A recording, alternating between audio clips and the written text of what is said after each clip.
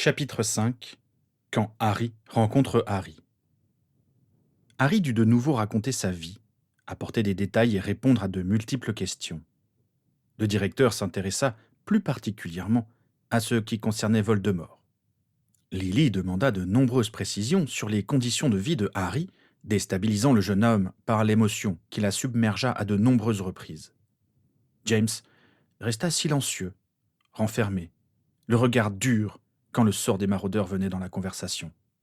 Quand Harry arriva enfin à bout de son récit, après maintes digressions et explications, il y eut un silence, seulement troublé par Lily qui finissait de sécher ses larmes.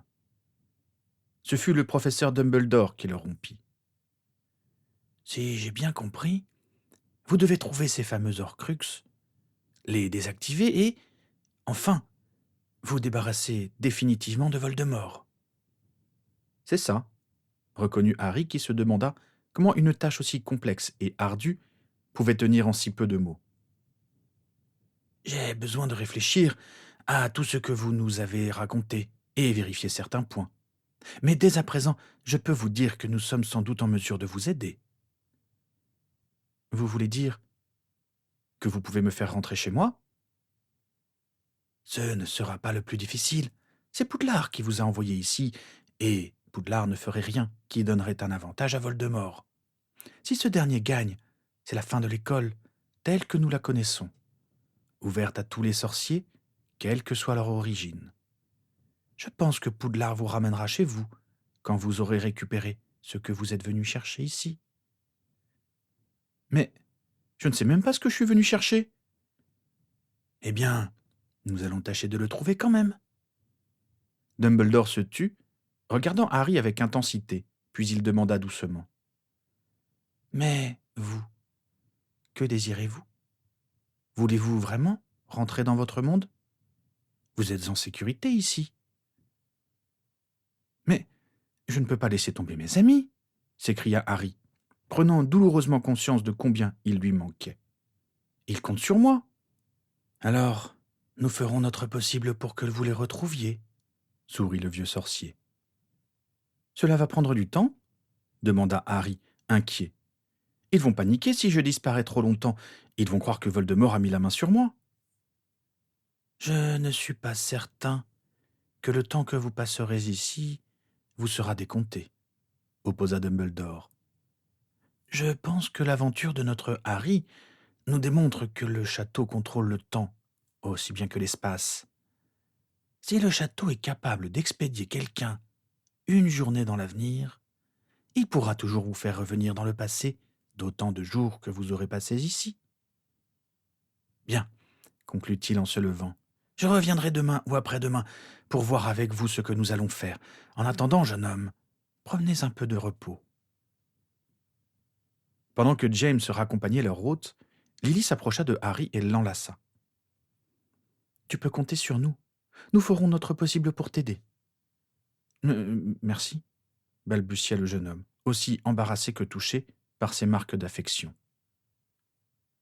La sonnerie annonçant les repas tinta doucement, et Lily entraîna Harry dans la salle à manger. Tout au long du repas, elle veilla à ce qu'il reprenne de tout et fit preuve d'une sollicitude que son invité trouva quelque peu pesante. Il en était d'autant plus gêné qu'il voyait que l'autre Harry lui jetait des regards de plus en plus mauvais. L'attitude de James, qui ne le regardait jamais en face, ni ne lui adressait la parole, le déstabilisait tout autant. Il fut soulagé quand tout le monde eut terminé son dessert et espéra qu'il pourrait se retrouver seul pour faire le point. Mais Lily ne l'entendait pas ainsi. « Eh bien, les enfants, si vous alliez jouer tous les trois ?» « Oui, Lily, » répondit Harry, réprimant un soupir. Son double fut plus direct. « On n'est plus des gosses, et je n'ai pas spécialement envie de jouer avec lui, » lança-t-il avant de sortir brusquement. Harry repoussa sa chaise, bien décidé à se trouver un coin tranquille, mais Rose l'attrapa par la manche. « Tu viens t'entraîner avec moi ?» demanda-t-elle. « Je n'ai pas de balai, » lui répliqua Harry. « Tu n'as qu'à reprendre celui de mon fils, » proposa Lily. Harry chercha désespérément un argument pour refuser, certain que l'autre serait furieux s'il le faisait. Ce fut James qui lui sauva la mise. « Ton comète sera mieux, Lily. Il n'a pas besoin d'un balai de vitesse pour entraîner un batteur. Oui, mais, commença-t-elle, c'est parfait, approuva précipitamment Harry avant de sortir de la pièce pour ne pas lui laisser le temps de formuler son opposition. Dans le jardin, le frère de Rose n'était pas en vue et le nimbus 2000 avait disparu. Rose et Harry firent voler cognard et vif avant de se reposer devant une partie d'échecs. Harry constata qu'il avait un niveau bien inférieur à celui de la jeune fille. Ne le prends pas mal, mais même mon frère joue mieux, fit-elle remarquer en mettant son roi en mat. Et toi, tu es très forte, reconnut Harry sans se formaliser, car il avait l'habitude de perdre contre Ron. On en refait une? Si tu veux. Au cours de la partie, l'autre Harry entra dans le salon où ils avaient pris place. Il les observa un instant et dit, alors que son double avançait une pièce: C'est idiot ce coup, tu viens de perdre ta tour. Cette dernière, d'ailleurs, semblait en être consciente et trépignait sur l'échiquier. Fiche-nous la paix, Véracras, lui répondit Rose en prenant la tour sans coup férir. Ça t'amuse de faire du babysitting? Demanda Véracras à Harry. Ça m'amuse de jouer avec les personnes sympathiques, répliqua Harry, qui trouva ironique que ses passes d'armes avec Malfoy l'aient habitué à répondre du tac au tac aux réflexions ironiques. Tu ne veux pas aller casser les pieds à quelqu'un d'autre? Proposa Rose. Je suis chez moi, ici, répondit son frère avec humeur, en s'installant sur le canapé et s'emparant d'un magazine sportif. Rose allait répondre, mais Harry lui fit signe de laisser tomber, avant d'avancer une pièce de façon aussi catastrophique que le coup précédent, et de perdre son dernier cavalier. Après l'avoir battu, Rose proposa une partie de bataille explosive où Harry put prendre sa revanche. Quand Lily vint les chercher pour le dîner, elle parut satisfaite de les trouver aussi paisibles, en apparence. « Venez manger, mes chéris, vous devez avoir faim. Tu as passé une bonne après-midi, Harry ?» demanda-t-elle en regardant son protégé. Harry lui certifia que oui, et ils se dirigèrent vers la salle à manger. Dès que Totsi les eut servis, et qu'il eut disparu à la cuisine, Lily, après avoir échangé un regard avec son mari, commença. « Je pense que nous devrions discuter tous ensemble des conséquences de l'arrivée de Harry parmi nous. » Son fils poussa un soupir d'exaspération, et Rose regarda sa mère d'un air intéressé. James avait le visage impénétrable, comme s'il n'avait rien entendu ou ne s'était pas senti concerné. Imperturbable, Lily continua. « Vous avez tous compris que notre nouvel Harry a un rôle important dans la guerre qui se déroule chez lui. De ce fait, il connaît des secrets qui pourraient intéresser chez nous des personnes mal intentionnées. C'est pour cette raison que votre père et moi avons décidé de garder sa présence secrète, dans la mesure du possible. Cela implique que, tant qu'il sera ici, nous n'inviterons personne. »« Mais Neville devait venir la semaine prochaine !» protesta son fils. « Je m'arrangerai avec Alice et Franck pour que ce soit toi qui y aille, » lui répliqua sa mère. « Et le dîner demain avec Sirius, Rémus et Peter ?» s'enquit Rose. « Annulé !» répondit brusquement son père. Harry piqua le nez dans son assiette, se demandant si James pourrait un jour lui pardonner d'avoir semé le doute dans la confiance absolue qu'il accordait à ses meilleurs amis. « Et pour mes 17 ans ?» ne désarma pas son double. « On devait inviter tous mes copains. Ne me dites pas que vous allez l'annuler aussi, si l'autre est encore là. » « Toi, on t'a fêté ton anniversaire chaque année, » lui rétorqua Lily. « Tu n'en mourras pas si on le passe en famille pour une fois. Et tu devrais te montrer un peu plus reconnaissant d'avoir été à ce point gâté toutes ces années. Harry n'a pas eu ta chance. »« On le saura qu'il a été malheureux, mais on ne va pas se priver de tout juste parce qu'il est là. »« Comment peux-tu être aussi égoïste ?» s'offusqua Lily. « Je suis stupéfaite de t'entendre parler ainsi.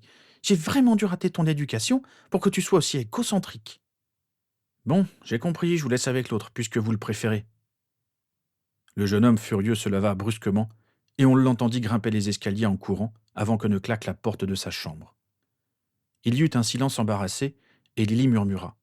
« Je suis désolé, Harry, ce n'est pas ta faute. » Harry ne put en supporter davantage, et il préférait encore la colère de son double à ce maternage surprotecteur.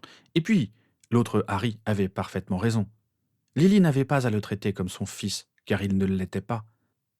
Lui aussi se leva, et sans mot dire, se réfugia dans le jardin. Il était furieux contre lui-même.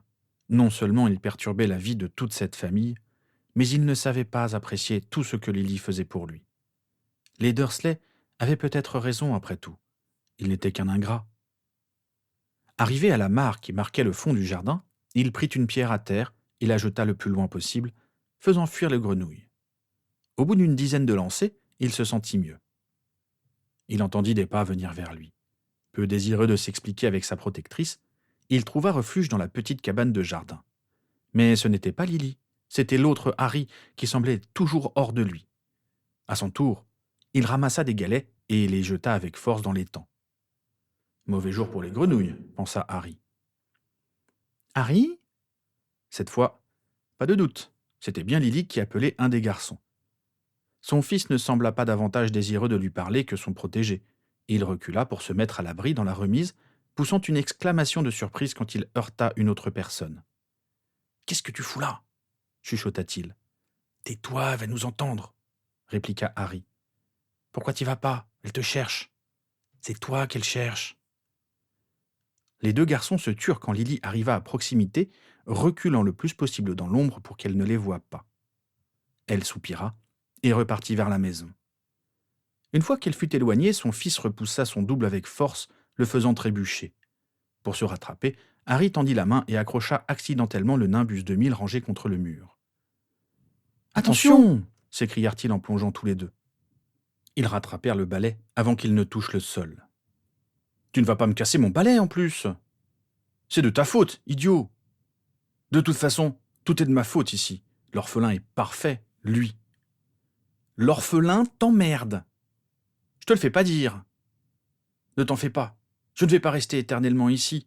Tu pourras reprendre ta petite vie tranquille. »« Bon débarras !» Ne trouvant plus rien à se dire, les deux Harry contemplèrent le nimbus qu'ils avaient précautionneusement reposé contre le mur. Voyant que son propriétaire regardait avec attention les raflures la plus récentes, Harry se sentit rougir. « Je rêve! Tu as utilisé mon balai et tu l'as abîmé !» s'écria l'autre. « Dis, t'as vu dans quel état il était déjà avant ?» protesta Harry avec mauvaise foi. « Faut pas tout me mettre sur le dos non plus. »« Je t'interdis de le toucher, t'as compris ? » « Tu peux le garder, ton imbus pourri. Il vaut pas mon éclair de feu. »« Mais bien sûr. »« Tu crois ce que tu veux. »« Très bien, on va voir si tu vaux vraiment mieux que moi. Dès que mes parents sont couchés, on fait un grand prix. »« Un quoi ? » ?»« Un parcours qu'on a mis au point avec Neville. Le premier arrivé a gagné. »« Et je prends quel balai ? » ?»« Tu n'as qu'à prendre celui de Rose, » rétorqua l'autre. Harry avait assez d'expérience en ce domaine pour savoir que c'était une bêtise qui ne lui apporterait que des ennuis. Mais comment ne pas relever ce défi sans se ridiculiser ? Et puis, après tout, l'autre était chez lui et devait mieux savoir quelles étaient les limites à ne pas dépasser. D'accord. Parfait, on se retrouve ici à minuit. Les deux garçons rentrèrent et s'enfermèrent dans leurs chambres respectives. 1 heure plus tard, James et Lily montaient se coucher. À minuit, Harry sortit de la pièce qui lui avait été attribuée et se rendit dans la remise. L'autre y était déjà, en train de désactiver le charme antivol des balais. Munis chacun du leur, les deux larrons sortirent et décollèrent pour reconnaître le parcours. Il fallait contourner le village en passant par la forêt, puis suivre le lit d'une rivière encaissée et sinueuse, en passant sous les ponts qui supportaient les petites routes campagnardes. Pour finir, ils revenaient en survolant une route, sans se faire voir des quelques conducteurs qui l'utiliseraient à cette heure-là. « Ça, ce n'est pas trop dur », expliqua l'habitué des lieux. « Ils ne voient pas grand-chose en dehors de la portée de leurs phares. Au pire, ils te prendront pour un hibou. » Harry songea que c'était une bonne façon de recevoir les gracieuses missives de Mafalda Hopcrick du service des usages abusifs de la magie, mais s'abstint de tout commentaire, préférant se concentrer sur les détails du circuit pour ne pas se perdre quand la course commencerait. Ils revinrent à leur point de départ. « Tu vas partir 30 secondes avant moi », décida l'organisateur. « Cela compensera ta méconnaissance du terrain. »« Je n'ai pas besoin d'être favorisé, » refusa Harry. « J'ai parfaitement compris par où on passait. Tu veux juste avoir une bonne excuse si tu perds. »« Très bien, tu l'auras voulu. Prêt ? 1, 2, 3 !» Les deux garçons partirent au coude à coude.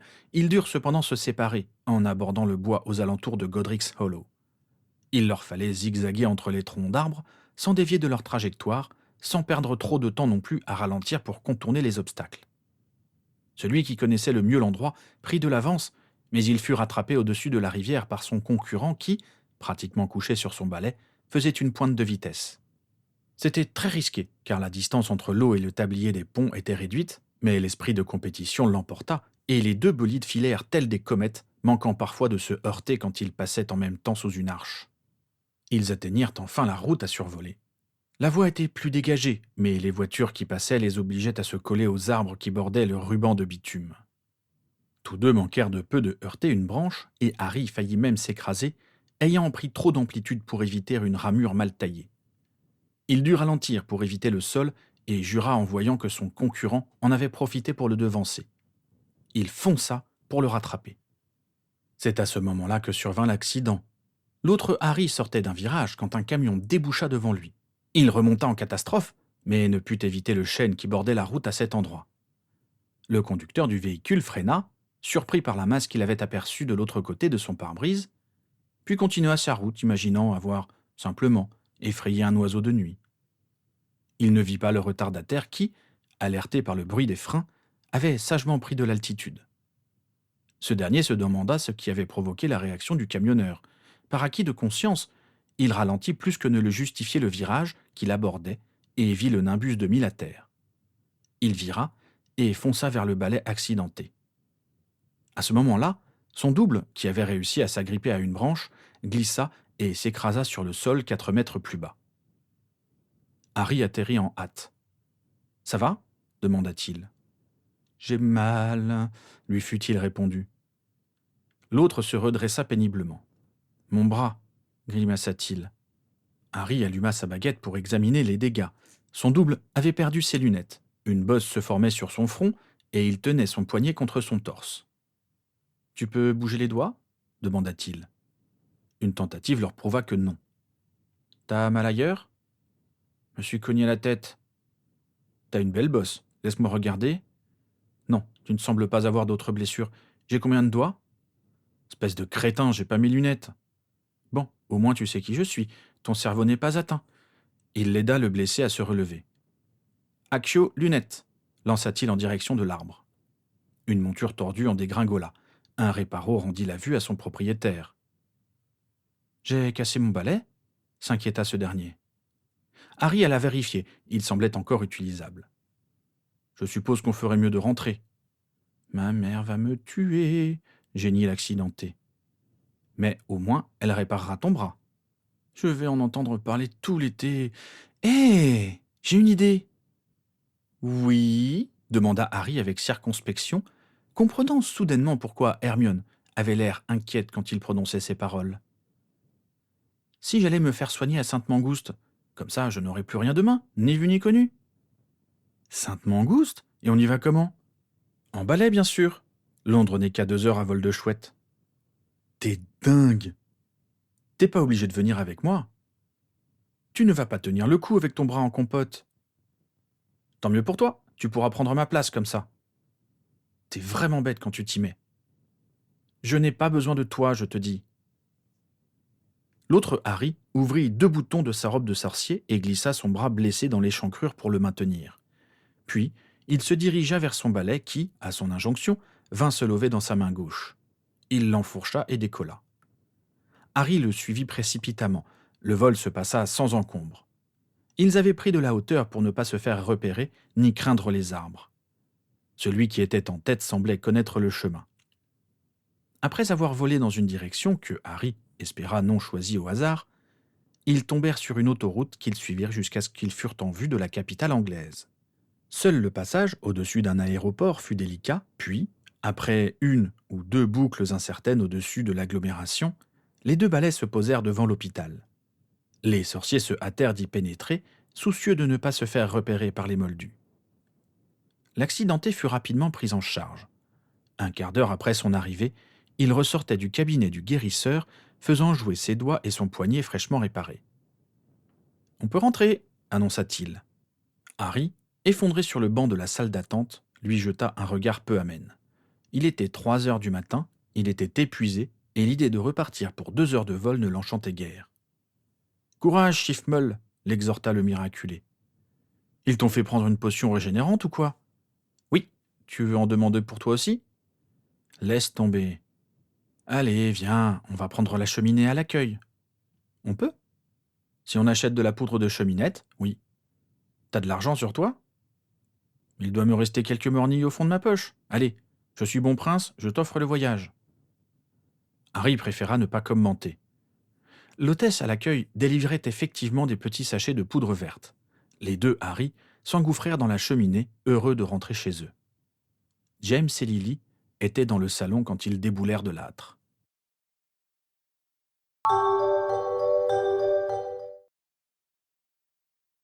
Merlin merci, vous voilà, s'écria Lily. Elle sauta sur le Harry le plus proche et l'étreignit. James examina les deux jeunes gens comme pour s'assurer qu'ils étaient intacts.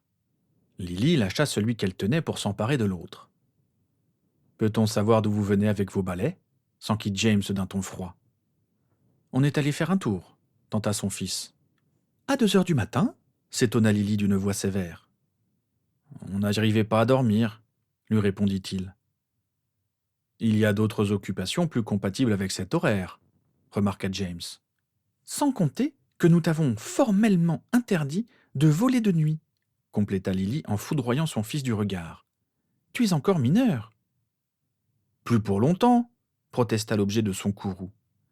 Parce que tu crois qu'on te laissera faire des âneries sous prétexte que tu as 17 ans demanda Lily, arrachant une grimace consternée à son fils et incitant Harry à ne pas se prévaloir de sa récente majorité.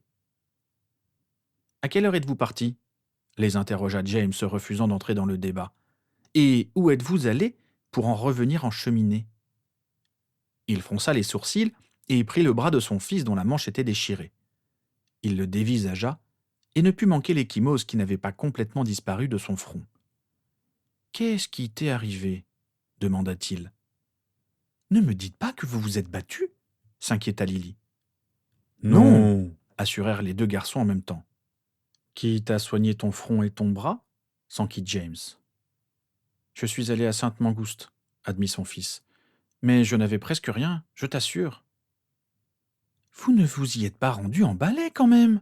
s'écria Lily. Seul le silence lui répondit. « Mais qu'est-ce que vous avez dans la tête ?» demanda-t-elle furieuse. « Je suis désolé, c'est de ma faute, » intervint leur invité. « C'est moi qui ai eu l'idée. » L'autre le dévisagea avec surprise, mais comme ses parents avaient les yeux tournés vers Harry, ils ne s'en rendirent pas compte. « Mais enfin !» dit Lily avec moins de véhémence. « Je suis désolé, j'ai l'habitude de faire comme ça, » expliqua Harry. « Oui, je comprends, mais ici tu peux demander de l'aide. Tu n'es pas obligé de te débrouiller tout seul. Bon, je suppose que pour cette fois... » « Ah non !» la coupa James. « Quoi ? Je dis non. Tu étais prête à punir ton fils, et là, tu t'apprêtes à laisser passer. Je ne suis pas d'accord. Vous deux, vos baguettes. » Pendant que les deux garçons les lui tendaient, penauds, James précisa. « Vous en serez privé 8 jours, et vous rangerez et repeindrez la remise à la main. »« Oh non !» protestèrent en même temps les deux contrevenants. « Oh si ! Dans vos chambres, tout de suite !» Tête basse, les deux garçons quittèrent le salon. « Désolé, » chuchota Harry dans l'escalier. Non, c'était bien essayé, et puis cela a partiellement marché. Si maman avait décidé de la punition, ça aurait été pire. Pire que ça? Oui, t'as remarqué que papa ne nous a pas interdit de balai? Il a dû oublier. Alors ça m'étonnerait. Le fils de la maison fit un clin d'œil à son double avant d'entrer dans sa chambre. L'autre entra dans la sienne, un petit sourire aux lèvres.